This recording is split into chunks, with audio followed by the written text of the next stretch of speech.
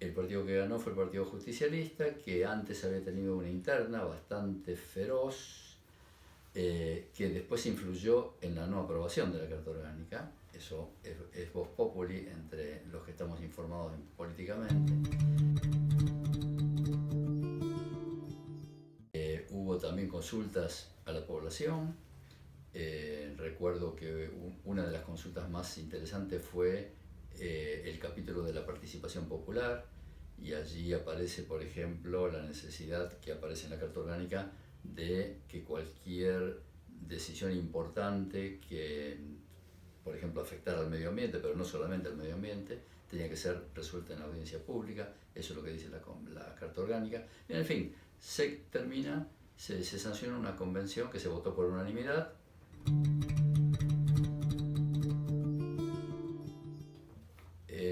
No todos estábamos de acuerdo en todos los artículos, la mayoría la tenía el Partido Justicialista y por lo tanto había discusiones y había diferencias, pero la terminamos votando en general en forma unánime, ¿no? En julio de 2005. El capítulo que más disputas generó fue el tema de precisamente lo que hablábamos recién, de la composición del Consejo Deliberante. Nosotros insistíamos, y me parece que algún otro partido también, el PACH creo que también, en que la composición del Consejo Deliberante debía hacerse por sistema DONT, según la proporción de votos que sacara cada lista de concejales, y no como es ahora, que es el que saca más votos pone 6, porque hoy, por ejemplo, lo que está sucediendo es que el partido que sacó más votos, que es la Alianza Cambiemos, sacó 28% de votos y tiene el 60% de concejales, tiene 6 concejales. Y el resto, 62% de la 62% de los votos tienen 4 concejales, ¿no? Bueno, queríamos evitar eso. Habíamos llegado a un acuerdo en que iba a ser así. Finalmente el Partido Justicialista, por alguna cuestión partidaria, impuso su voluntad de que se mantuviera el criterio de lista incompleta. Y así está así salió sancionado. Solo que se agregó el sistema de tachas. Eso fue una innovación que introdujo el doctor Jerosa Lewis. A mi juicio bastante complicado y bastante engorroso sería si eso se terminaba aprobando, porque significa que se vota por lista sábana, lista completa, como estamos acostumbrados, y cada uno en la boleta de candidatos que introducen el sobre puede tachar algún nombre. Eso complicaría mucho el escrutinio, porque habría que contar persona por persona, ¿no? En fin, pero así quedó.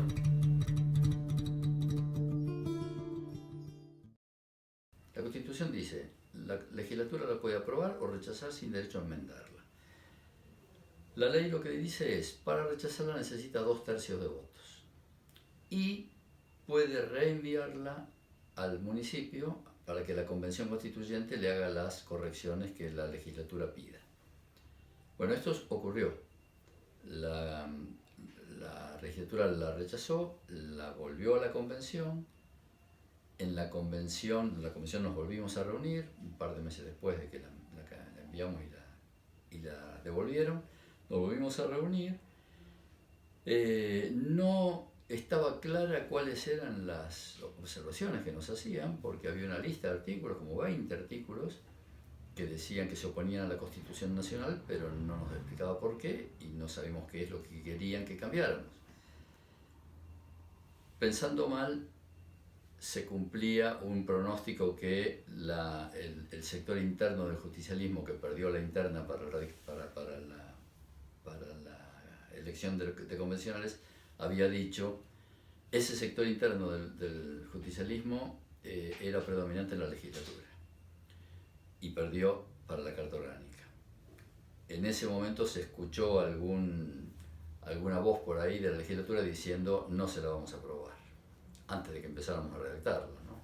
No se la vamos a aprobar sin saber de qué se trataba. Bueno, los que pensamos mal creemos que se cumplió ese pronóstico, ¿no? Entonces se rechazó. Vino a la convención, como te digo, se analizó esos 30 artículos, no sabíamos qué es lo que eso, la devolvimos como vino.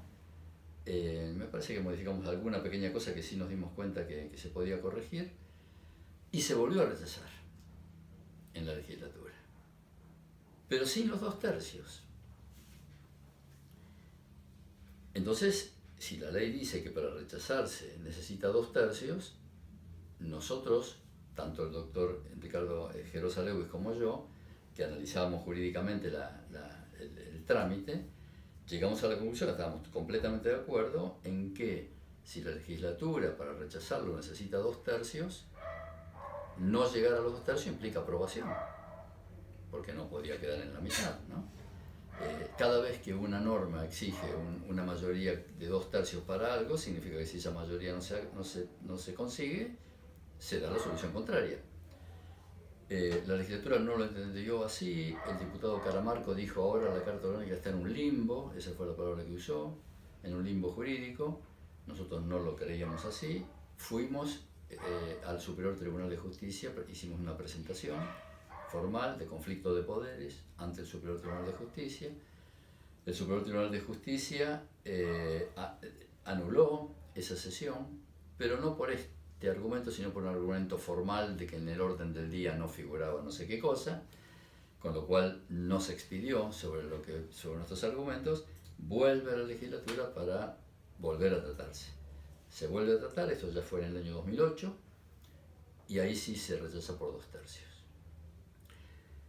Pero la ley esta, la ley de corporaciones municipales que reglamenta la Constitución, dice que si se rechaza, tiene que volver a Esquel. Y nunca volvió. Y quedó ahí. Por lo tanto, nuestro criterio es que el trámite está estancado. Hay quien opina que el trámite perdió estado parlamentario, porque los reglamentos de casi todos los órganos legislativos, la legislatura de la provincia de Chubut también, dice que si un proyecto de ley no se trata en el año en que se presenta y en el año siguiente, pierde estado parlamentario, o sea, va al archivo. Pero esto no es un proyecto de ley. Entonces ahí está la discusión jurídica. Yo soy de los que opina que el trámite todavía está estancado, pero que puede activarse.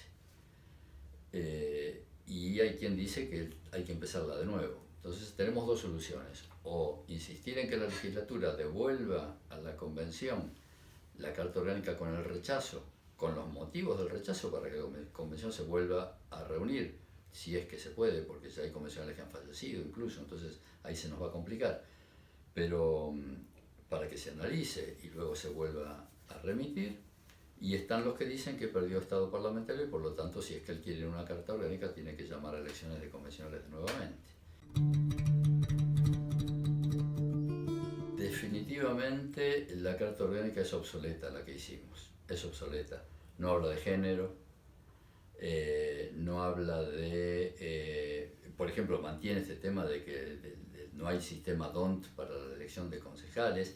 Bueno, no habla de género, no se habla de las cuestiones ambientales con el contexto que tenemos ahora, no se habla de pluriculturalidad, no se habla de pueblos originarios, en fin, quedó completamente obsoleta.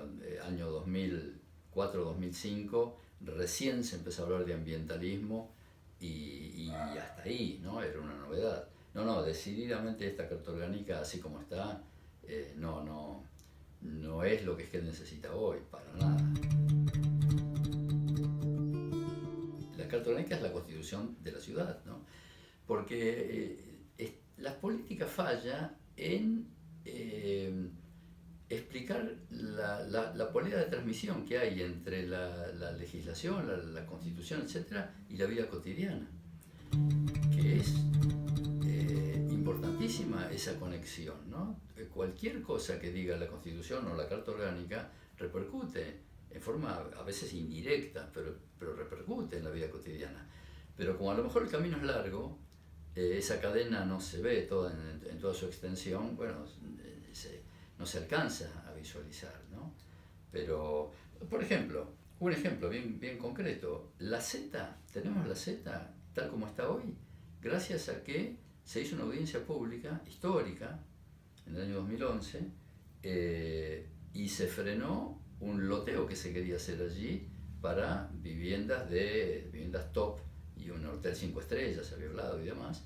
Sin embargo, se hizo una audiencia pública, los vecinos de Esquel manifestaron, pero en abrumadora mayoría, que querían que eso fuera para todos y que fuera un espacio público, un espacio recreativo, y hoy tenemos lo que tenemos y cada vez se valoriza más, gracias a que se usó un mecanismo que aún sin carta orgánica se impuso, porque lo hicimos en el Consejo Deliberante, yo estaba en el Consejo en ese momento, llamamos a audiencia pública. Y bueno, si eso lo dice como norma la carta orgánica, va a ser una garantía para que la población pueda participar. Presupuesto participativo es otra de las cosas que la carta orgánica, esta ya lo tenía. Ahí el doctor Jerosalegui muy generosamente me pidió a mí que me encargara de ese capítulo, redactamos el capítulo de presupuesto participativo, y significa que una parte de los fondos municipales deciden los vecinos de los barrios qué cosas quieren que se hagan en los barrios, y no es el municipio el que lo decide verticalmente. Hay que incorporar cosas que necesite el pueblo y que le haga, que le sirva a la población, ¿no es cierto? La carta orgánica debería tener eso: defensa del consumidor, por ejemplo, defensa de tribunales de solución de conflictos vecinales, para que no terminen en la justicia penal, sino que haya un juzgado de resolución de conflictos vecinales pacíficamente, ¿no? En fin, 1000 instituciones, y todo eso hay que ponerlo en la carta orgánica, porque todo eso, ¿qué es la carta orgánica? Es el diseño de cómo nos vamos a organizar en el pueblo, ¿no? Como la Constitución es en la nación. Lo que pasa es que es muy difícil ver la organización nacional porque no se puede abarcar con la vista todo el país, ¿no? Pero en un pueblo es más fácil de verlo. La carta orgánica es el reglamento de conducta de los vecinos de Esquel, cómo nos vamos a interrelacionar y cómo nos vamos a gobernar, ¿no? Queremos un intendente que tenga mayoría automática en el Consejo Deliberante, queremos que el intendente sea controlado por el Consejo Deliberante, aunque no sea de su partido, a lo mejor es mejor para que haga las cosas bien. Queremos un tribunal de cuentas que audite los fondos municipales, que eso no lo tenemos, ¿no? Todo el manejo de fondos municipales no está controlado más que por el Tribunal de Cuentas de la provincia, que hace lo que puede porque organiza, controla a los municipios, a todos los municipios que no tienen carta orgánica, y así 1000 institutos, y sería bueno que cuando se llame, yo creo que vamos a terminar llamando a elecciones para una nueva carta orgánica, ojalá el proceso sea participativo, ojalá no sean 10 convencionales o 15 o 20, sino que haya talleres y audiencias públicas para que cada cosa importante se trate y se discuta, ¿no?